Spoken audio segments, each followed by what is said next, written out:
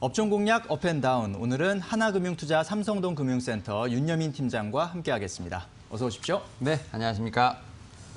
자, 먼저 오늘 상승이 기대되는 업종부터 화면으로 만나보시겠습니다. 자, 윤여민 팀장이 꼽은 상승 전망 섹터는 2차 전지주입니다. 테슬라 배터리데이 임박이라고 코멘트해 주셨습니다.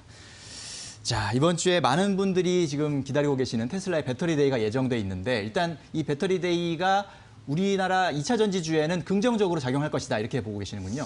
일단 저는 좀 긍정적으로 좀 보고 있는데 네. 일단은 이제 테슬라가 최근에 좀 주가가 좀 롤러코스터를 많이 탔죠. 그렇죠. 그만큼 이제 좀 변동성이 심한 종목이라 말씀드릴 수 있겠지만 일단 여러 투자 은행들 같은 경우는 이제 테슬라가 좀 어느 정도 서서히 좀 바꿀 만한 좀 변화를 발표할 것이다라고 좀 예상을 하고 있습니다. 결국 전기차에 관련된 부분인데 이런 부분이 결국 2차 전지로 좀 귀결되지 않을까라고 좀 말씀을 드려보도록 하겠고요. 특히 이제 테슬라가 발표하는 여러 가지 이제 핵심 내용 중에 2차 전지 내용은 꼭 포함되어 있을 것으로 판단이 되고 있는데 일단 뭐 테슬라 같은 경우 2차 전지의 내재화를 좀 어느 정도 지금 계획을 하고 있는 것으로 나타나고 있는데 이러한 부분들이 자칫 이제 얼핏 보기에는 우리나라의 2차 전지의 어떤 회사들의 입지가 좀 좁아지는 게 아닌가라는 어떤 그런 우려가 좀 나오고 있는 상황이라고 말씀드릴 수 있을 것 같고요. 또 최근에 좀 상당히 좀 어떻게 보면 이벤트가 있었죠. LG화학 같은 경우는 물적 분할에 대한 이제 발표가 나면서 사실 개인 투자자분들의 투매가 좀 나왔습니다. 이틀 동안 거의 뭐 한 12% 가까이 좀 주가가 빠졌는데요. 이때 이제 뭐 개인 투자자들의 순매도가 1,500억 정도 가까이 된 것으로 알고 있는데요. 사실 이 두 이벤트 모두 제가 볼 때 장기적으로 봤을 때 좀 긍정적인 신호가 되지 않을까라고 좀 말씀을 드려보도록 하겠습니다. 일단 뭐 테슬라 같은 경우 이제 배터리 양산에 대한 부분을 발표를 한다 하더라도 어떻게 보면 양질의 배터리를 어떻게 보면 바로 이제 어떻게 보면 확보하기 좀 힘들 것으로 판단이 되고 있습니다. 물론 이제 어떻게 보면 이제 배터리 데이에서 어떻게 보면 계획이라든지 그런 걸 발표하게 되면 전기차에 대한 관련된 기술이 좀 많이 발전이 되고요. 이에 따라서 좀 타임라인이 좀 앞당겨질 수 있는 상황이 있습니다. 이에 따라서 전기차가 좀 더 빠르게 양산될 수 있고요.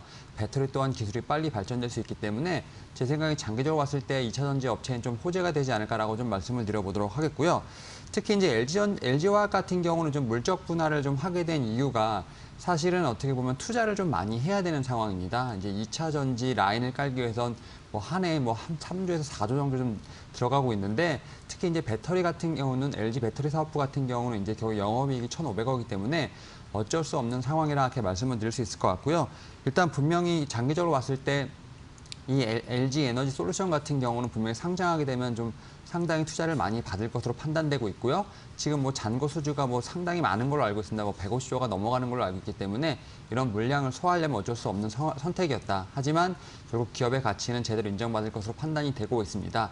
결국 이렇게 말씀드릴 수 있는 이유는 지금 전기차 시장이 2025년까지 뭐 현재 시점 봤을 때 2020년에 비해 5배 이상 크고요.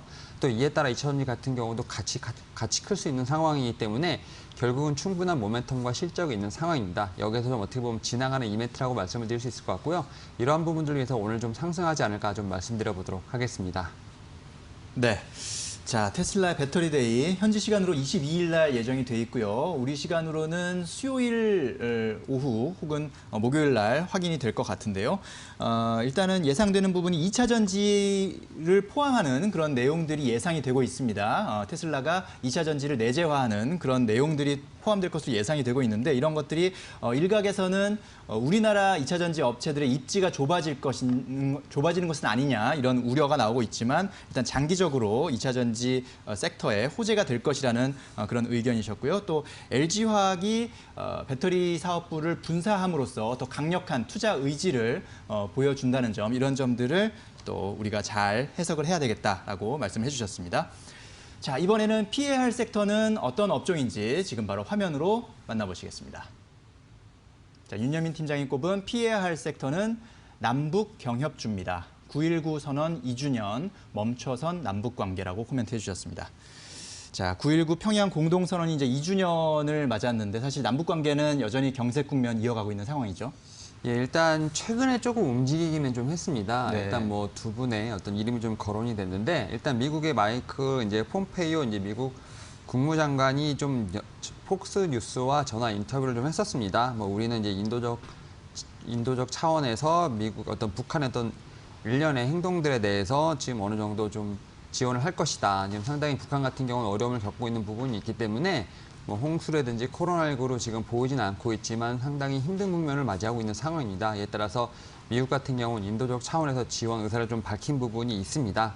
그리고 이제 지난주에 어떤 이인영 통일부 장관께서 지금 JSA 방문을 해서 약식 이제 기자회견을 좀 가졌는데 일단은 뭐 9.19 이제 평양 공동선언 2주년을 앞두고 좀 북측도 어느 정도 노력을 하고 있다라고 어느 정도 이제 좀 기자회견을 좀 했는데요. 이렇게 어떤 사람의 어떤 두 분의 어떤 기자회견이나 어떤 인터뷰를 통해서 좀 어느 정도 남북 경협주가 움직이긴 했습니다.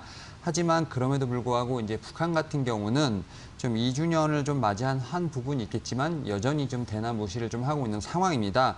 뭐 최근에 앞서 말씀드린 것처럼 이제 홍수에 대한 뭐 복구라든지 코로나19 같은 어떤 감염병 방역에 좀 최선을 다하고 있는 상황이기 때문에 제 생각에는 뭐 이런 대남에 대한 메시지를 좀 보낼 여유가 없다 이렇게 좀 판단이 되고 있고요. 사실 이러한 부분들을 위해서 지금 남과 북의 어떤 활발한 어떤 대화라든지 교류가 좀 이루어지지 않고 있다라고 좀 말씀드려볼 수 있을 것 같습니다. 물론 이제 문재인 대통령이 이제 오늘 23일 유엔 이제 총회 연설에서 지금 북한의 대북 메시지를 다시 한번 전달할 것으로 보이고 있는 부분이 있습니다. 이에 따라서 어떤 방식으로 다시 한번 이제 남북 관계의 구심력을 되살릴지에 대한 부분이 좀 기대가 되고 있는 부분이 있는데요.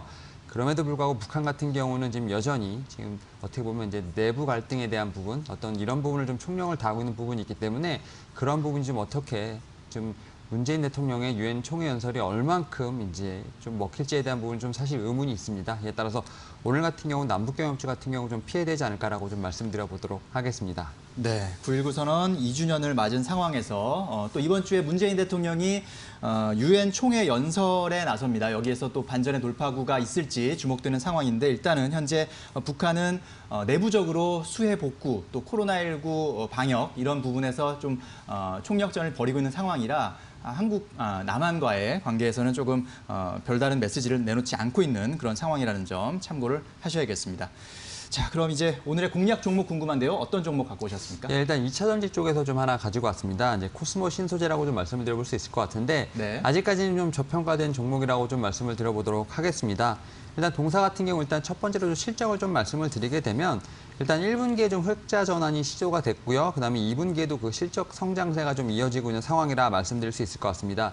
특히 뭐 2분기 실적을 보게 되면 매출 같은 경우는 이제 8억 정도, 영업이익은 24억을 좀 기록을 하면서 지금 작년 동기 대비해서 지금 어느 정도 작년에 적자였죠. 이제 흑자로 흑자로 전환이 됐고요.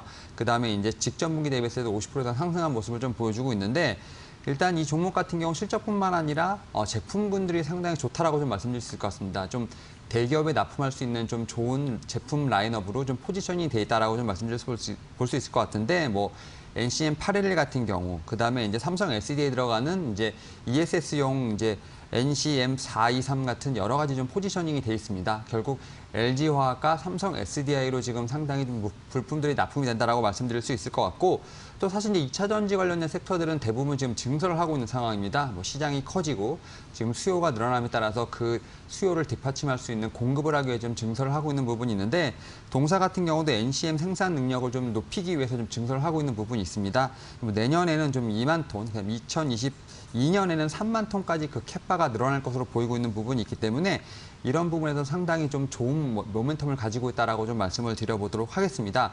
사실 이렇게 좀 어느 정도 좀 좋은 모멘텀이 있습니다만 2차 전지 주엔에서는 아직까지 좀 가격이 좀 싸다라고 좀 말씀드릴 수 있을 것 같은데 최근에 좀 어느 정도 좀 조정을 끝내고 다시 한번 반등의 채비를 좀 하고 있지 않나라고 좀 말씀을 드려보도록 하겠습니다. 이에 따라서 종목 같은 경우는 현재 상황에서도 분할 매수 관점으로 좀 접근해도 괜찮다라고 말씀드려보도록 하겠고요. 일단 목표가는 2만 원, 손절가는 13,500원으로 제시해드리도록 하겠습니다. 네, 자 2차 전지라는 대표 성장 섹터 중에서 저평가된 종목인 코스모 신소재를 오늘의 공략 종목으로 소개해 주셨습니다. 자, 상승 예상 업종은 2차 전지주 그리고 하락 예상 업종은 남북 경협 섹터 꼽아주셨고요. 자, 저희가 전해드린 투자 정보 잘 활용하시고요. 투자에 대한 판단은 시청자 여러분의 몫이라는 점 다시 한번 말씀드립니다.